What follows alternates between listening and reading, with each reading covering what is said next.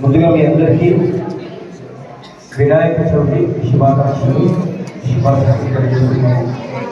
ఈ గణపతి అంటే చాలా మందికి గణపతి గురించి ఏదో మంత్రాలు చేస్తే గణపతి అర్థమవుతాడా? మాట్లాడకూడదు పిల్లలు. అమ్మాయిని అర్థం చేసుకుంటే ఈ జీవితానికి మీరు మాట వేసుకున్నట్టే. గణపతి పూజ చేయడం కంటే గణపతి అర్థం చేసుకోవడం ముఖ్యం.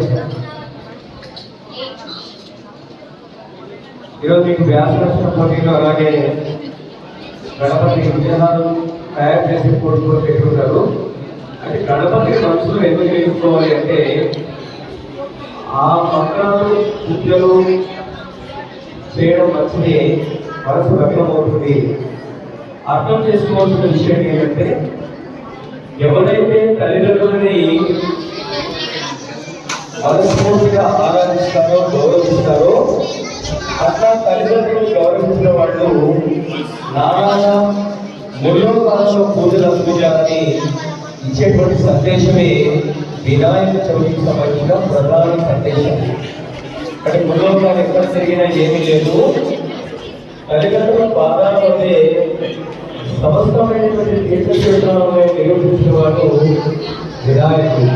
అంటే అది అర్థం చేసుకోవాలి. మనం వినాయకుడికి సుబ్రహ్మణ్య స్వామికి జరిగిన సమాధానం తెలియదు సాధించడంలో వినాయకుడు సుబ్రహ్మణ్య స్వామికి జరిగిన సంబంధం మీకు తెలుసా తెలీదా?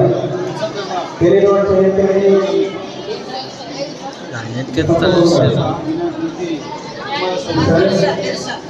వినాయకుడి సుబ్రహ్మణ్య స్వామి విజయనగరంలో ఒక అధికారులు వారి ప్రవర్తనాలకు సంబంధించిన అధికారులు వారి అన్నప్పుడు ఒక పోటీ జరుగుతుంది. ఆ పోటీ జరిగినప్పుడు ఎవరైతే మూలాధారాలు తీసుకొస్తారో వాళ్లకు ఈ పదవి ఇస్తారని చెప్తారు, శుభపాదం. అట్లా ఎవరి బాగున్నటువంటి సుబ్రహ్మణ్య స్వామి మూలోకాలను ఉంటాడు. నేను ఎక్కడ చేయలేను, ఎక్కువగా నేను శ్రమ చేయలేను కాబట్టి నేను తల్లిదండ్రులకి ప్రదర్శన చేసుకుంటానని చెప్పి ఆ తల్లిదండ్రులకు ప్రదర్శన చేసుకుని నమస్కారం చేసుకున్న గణపతి ఈ సుబ్రహ్మణ్యేశ్వర స్వామి ఎక్కడికి వెళ్ళినా కూడా ఆయననే కూడా అక్కడ మీకు విఘ్నేశ్వరుడు కనపడుతున్నాడట. అట్లా ఎవరైతే తల్లిదండ్రులను అర్థం చేసుకుని వినాయకుడిని అర్థం చేసుకుని ఈ పండగని పర్వదినాన్ని సందేశాన్ని ఎవరైతే అర్థం చేసుకుంటారో వాళ్ళు వాళ్ళ జీవితంలో ఉత్తమ స్థాయికి ఎదుగుదలని చెప్పేటువంటి ప్రధాన సందేశమే వినాయకుడు. అంతేకాని మంత్రాలు కానీ ఇంకోటి చేయకూడదని కాదు. అవి చేసిన తర్వాత కూడా ఆ దేవుని యొక్క అర్థాన్ని మనం అర్థం చేసుకోవాలి. కాబట్టి ఎవరైతే కష్టపడి బాగా చదువుకుంటారో ఎవరైతే టీచర్లు కూడా అర్థం చేసుకోవాలి. ఎవరైతే టీచర్ పోటీ ఏం చేస్తున్నారో టీచర్ల మీద ఇబ్బంది పెడుతున్నారు. కరెక్ట్గా టీచర్లు మందలించి మనకు కఠినంగా పాఠం చెప్తేనే ఆ పాఠాలు నేర్చే మనము ఉత్తమ స్థాయికి ఎక్కుతాం.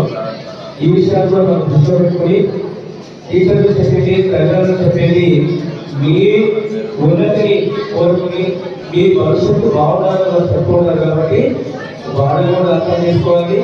వినాయక చవితి తత్వం తల్లిదండ్రులకు బాధపడడం కూడా ఆ తల్లిదండ్రులు కోరుకున్నటువంటి ఉత్తమ స్థాయికి మనం ఎదగాలి అనేటువంటి సందేశాన్ని అర్థం చేసుకోవడమే వినాయక చవితి ప్రధాన ఉద్దేశం.